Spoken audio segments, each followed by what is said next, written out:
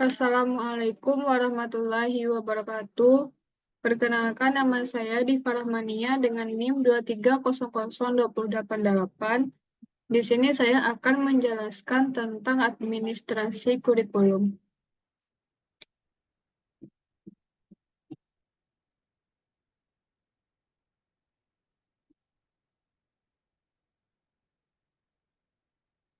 Materi yang pertama yaitu pengertian administrasi kurikulum. Administrasi kurikulum merupakan seluruh proses kegiatan yang direncanakan dan diusahakan secara sengaja dan bersungguh-sungguh, serta pembinaan secara kontinu terhadap situasi belajar mengajar secara efektif dan efisien, demi membantu tercapainya tujuan pendidikan yang telah ditetapkan.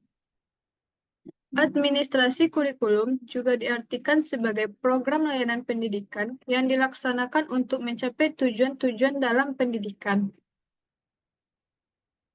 Dalam proses pembelajaran, kurikulum sangat dibutuhkan sebagai pedoman untuk menyusun target dalam proses belajar mengajar.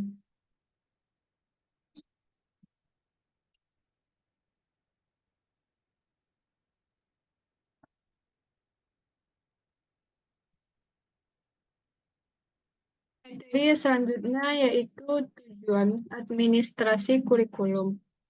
Yang pertama, membantu para pelaksana pendidikan dalam memahami cara merencanakan, mengorganisasikan, melaksanakan, mengendalikan, serta menilai proses belajar mengajar di sekolah. Yang kedua, yaitu meningkatkan keterkaitan dan kesepadanan pendidikan dengan lingkungan sebagai sumber belajar dan kebutuhan siswa untuk bekal hidup di masyarakat.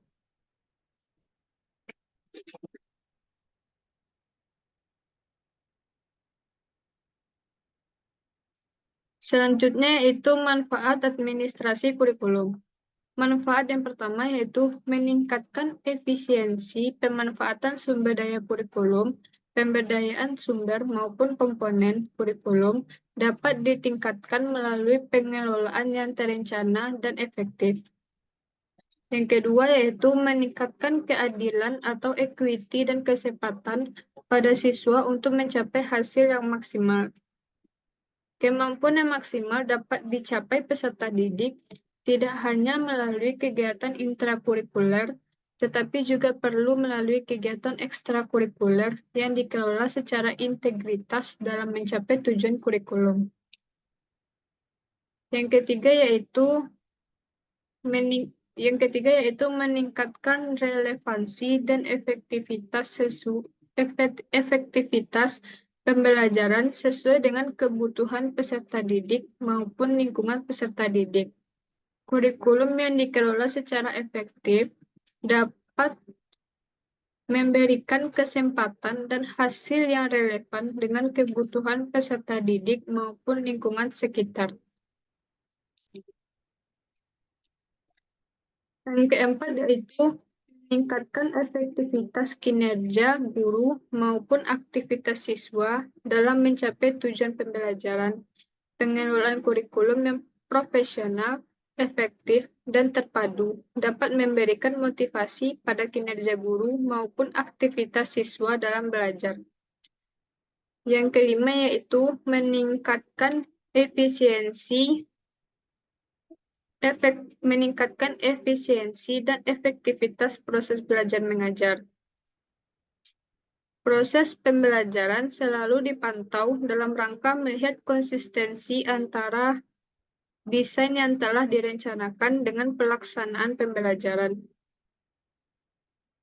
Yang terakhir yaitu meningkatkan partisipasi masyarakat untuk membantu mengembangkan masyarakat, khususnya dalam mengisi bahan ajar atau sumber belajar perlu disesuaikan dengan ciri khas dan kebutuhan pembangunan daerah setempat.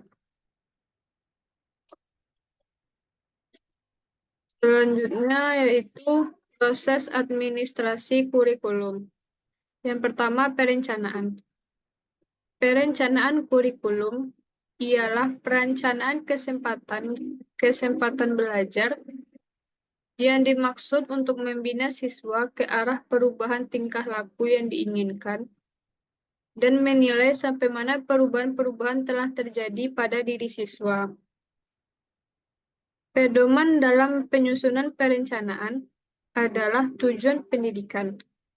Pemerintah pusat telah mengeluarkan pedoman umum yang harus diikuti oleh sekolah madrasah untuk menyusun perencanaan yang bersifat operasional di sekolah atau madrasah. Pedoman tersebut antara lain yang pertama, struktur program. Struktur program adalah susunan bidang pelajaran yang harus dijadikan pedoman pelaksanaan kurikulum di suatu jenis jenjang sekolah. Yang kedua, penyusunan jadwal pembelajaran. Jadwal pelajaran adalah urutan-urutan mata pelajaran sebagai pedoman yang harus diikuti dalam pelaksanaan pemberian pembelajaran. Yang ketiga yaitu penyusunan kalender pendidikan. Tujuan penyusunan kalender pendidikan adalah agar penggunaan waktu selama 1 tahun terbagi secara merata dan sebaik-baiknya dari peningkatan mutu pendidikan. Yang keempat, pembagian tugas guru. Hal yang perlu diperhatikan dalam pemberian tugas kepada guru, yaitu yang pertama, sesuai bidang keahlian guru.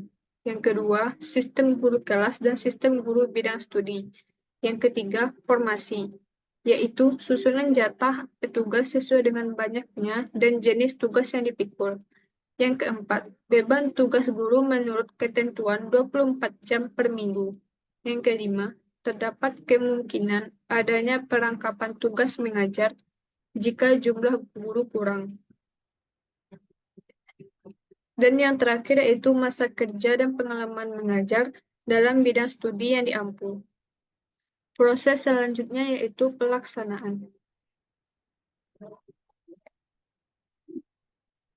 Pelaksanaan kurikulum yang telah dirancang sebenarnya dilaksanakan di lembaga atau sekolah masing-masing. Kurikulum dapat dikatakan berhasil jika siswa menguasai materi yang telah disusun dalam kurikulum. Langkah-langkah pelaksanaannya yaitu yang pertama, menyusun rencana silabus dan RPP. Yang kedua, menjabarkan materi. Yang ketiga, penentuan strategi dan metode belajar.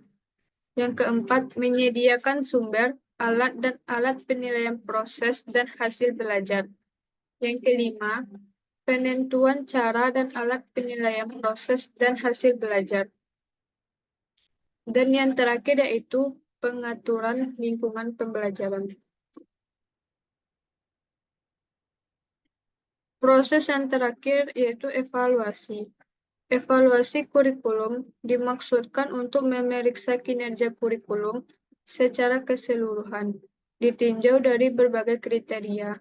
Indikator kinerja yang dievaluasi adalah efektivitas, efisiensi, relevansi, dan kelayakan program.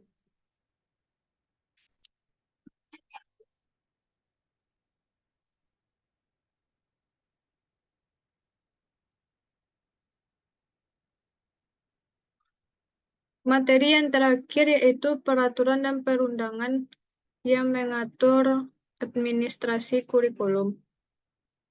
Yang pertama, Peraturan Menteri Pendidikan dan Kebudayaan Nomor 58 Tahun 2014 tentang Kurikulum 2013 Sekolah Menengah Pertama atau Madrasah Sanawiyah. Yang kedua, Peraturan Menteri Pendidikan dan Kebudayaan Nomor 146 Tahun 2014 tentang Kurikulum 2013 Pendidikan Anak Usia Dini atau Berita Negara Republik Indonesia tahun 2014 nomor 1679. Yang ketiga, Kemendikbudristek nomor 262/M/2022 tentang perubahan atas Kemendikbudristek nomor 56/M/2022 tentang pedoman penerapan kurikulum dalam rangka pemulihan pembelajaran yang kemudian disebut kurikulum merdeka. Yang keempat, yaitu Permendikbud nomor 21 tahun 2016 tentang standar isi pendidikan dasar dan menengah yang memuat tentang tingkat kompetensi dan kompetensi inti sesuai dengan jenjang dan jenis pendidikan tertentu. Dan yang terakhir yaitu Peraturan Menteri Pendidikan dan Kebudayaan atau Permendikbud nomor 160 tahun 2014 tentang pemberlakuan kurikulum tahun 2006 dan kurikulum 2013.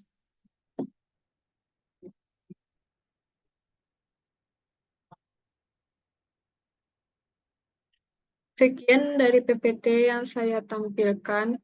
Apabila ada kesalahan, mohon dimaafkan. Wabillahi taufiq wal hidayah. Assalamualaikum warahmatullahi wabarakatuh.